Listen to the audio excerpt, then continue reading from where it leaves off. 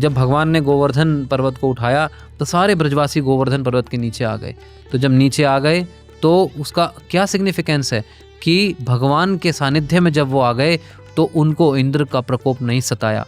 इतनी भयंकर वर्षा हो रही थी, वो सारी वर्षा का जो दुख दर्द जो उनको मिलना था, जो परेशानी मिलनी थी, वो सब खत्म हो गई। क्यों? क्योंकि सब गोवर्धन जी के नीचे आ गए जो भगवान श्री कृष्ण ने धारण कर रखा था। तो अगर आप भगवान के छत्र छाया में रहोगे, भगवान की आज्ञाओं की छाया में रहोगे, तो आपके साथ कभी जीवन में कोई संकट आपको बिल्कुल परेशान नहीं कर सकता। चाहे जीवन में कितना ही संकट आ जाए, कितनी परेशानी आ जाए, कितने दुख आ जाए, पर अगर आपने भगवान श्री कृष्ण की शरण ले रखी है तो आपको तनिक मात्र भी संकट महसूस नहीं होगा। ये भगवान श्री कृष्ण की कृपा है। परंतु वो कृपा कब होगी? जब आप गोवर्धन पर्वत के अंदर आएंगे।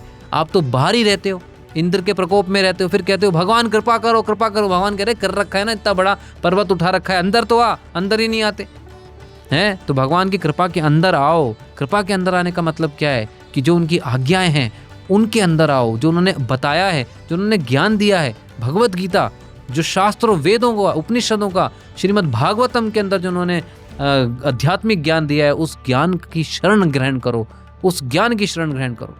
जब उस ज्ञान की शरण ग्रहण करोगे, अपने जीवन में उसका पालन करोगे, तो फिर कभी भी संकट आपको नहीं सताएंगे, कोई परेशानी, अरे कोई मतलब ही नहीं बनता, किसी प्रकार का कोई प्रॉब्लम आपको कुछ नहीं कर सकता, महसूस ही नहीं होगा।